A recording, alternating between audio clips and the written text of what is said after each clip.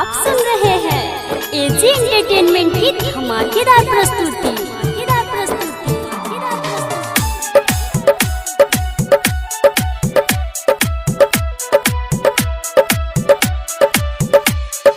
DJ करण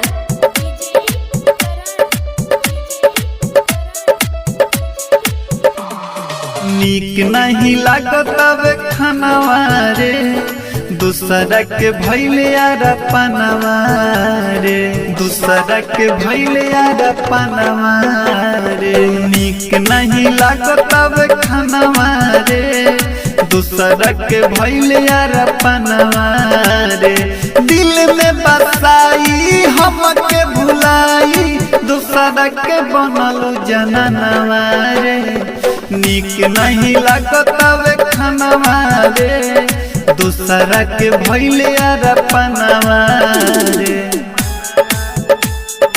आप सुन रहे हैं एजी एंटरटेनमेंट की धमाकेदार प्रस्तुति। डीजे करण सुंदरपुर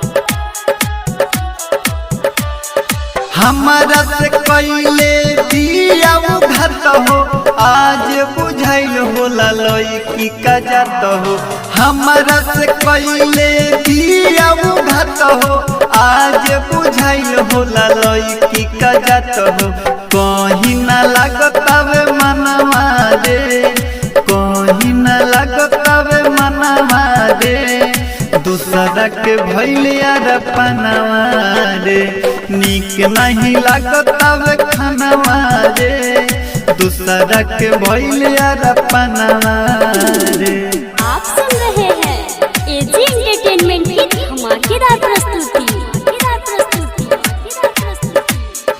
डीजे करण सुंदरपुर राइटर मंटू के दिहल भुलाई और दिन सामरिया से कैलक सगाई राइटर मंटू के दिहल भुलाई और दिन सामरिया से कैलक सगाई सनी सिंह के रहे पहले जानवा रे सनी सिंह के रहे पहले जानवा रे दूसरा के भैले यार पनवा रे नीक नहीं लागत खानवा रे दूसरा के भैले यार पनवा रे। एजी रिकॉर्डिंग स्टूडियो रोशनपुर सपहा।